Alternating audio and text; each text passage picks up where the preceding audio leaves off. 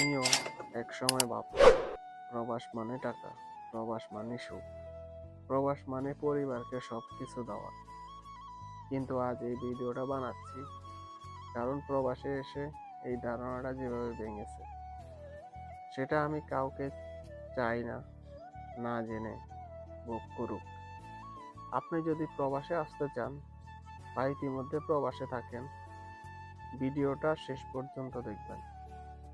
আমি যখন দেশে ছিলাম চারপাশে সবাই বলতো ও বিদেশে থাকে, অনেক টাকা আছে। অনেক কথা বললে কেউ কষ্টটা দেখে না, দেখে শুধু টাকা পাঠানোর অংশটা।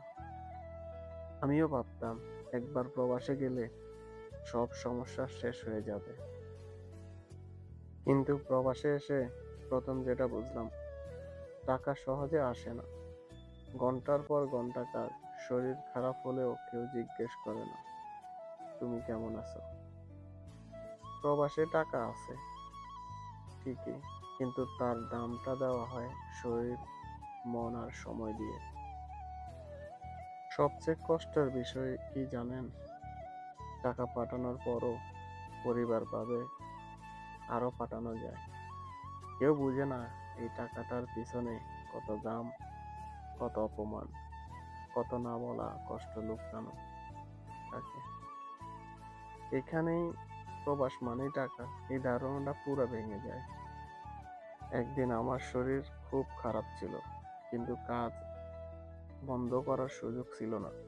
সেদিন বুঝেছিলাম প্রবাসে অসুস্থ হওয়াটাও একটা বিলাসিতা। ওই দিনটাই আমার চোখে খুলে দেয় প্রবাস মানে টাকা নয়, প্রবাস মানে ত্যাগ।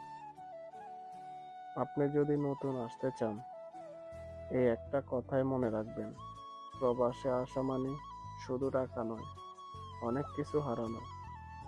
আর আপনি যদি প্রবাসে থাকেন, কমেন্টে লিখবেন প্রবাসে এসে আপনার কোন ধারণাটা ভেঙেছে। এই ভিডিওটা একজন মানুষের কাজে লাগলে আমার কষ্ট সার্থক। আশা করি ভিডিওটা ভালো লাগবে। ভালো লাগলে সবাই লাইক করবেন, শেয়ার করতে ভুলবেন না। ধন্যবাদ।